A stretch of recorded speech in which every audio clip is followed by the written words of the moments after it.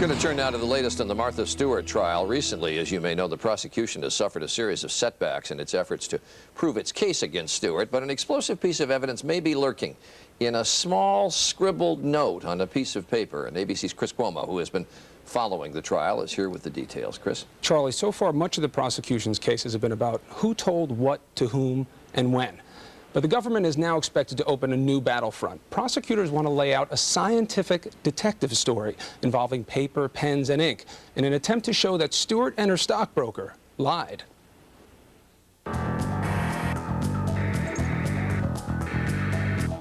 It's the latest in forensic science, where there's more to a letter than meets the eye.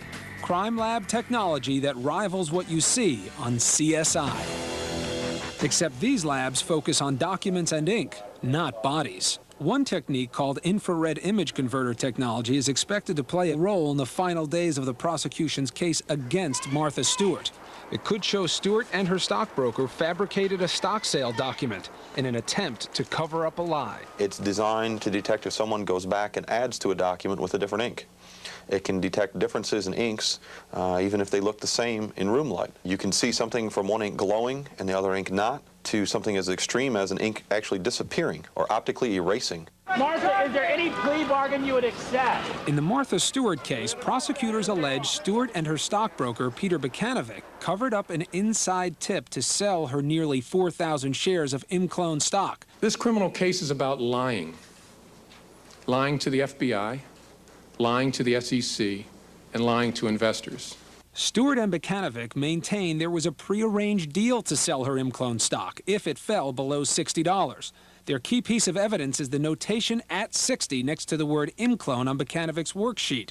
But prosecutors allege her broker added the at 60 after the sale. My sale of ImClone stock was entirely proper and lawful. None of the other inks on the page match the at 60. It's different from all of them, even though they all appear visually to be the same.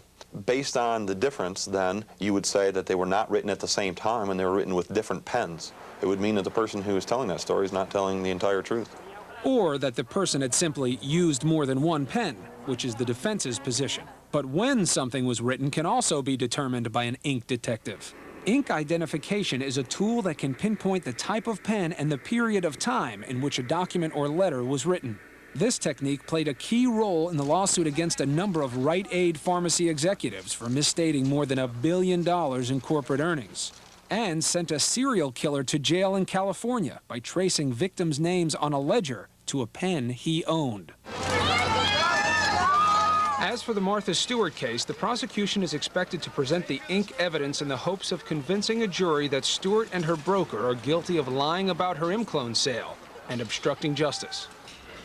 If presented as expected, this ink evidence will be one of the few elements of the government's case where Stewart's own credibility is not at issue. But her lawyers may try to poke holes in the prosecution's science anyway, and her team will soon get the chance to mount their defense. Charlie. All right, thanks very much, Chris Cuomo. We'll hear more from you as the trial goes on, and we'll be right back. Stay with us.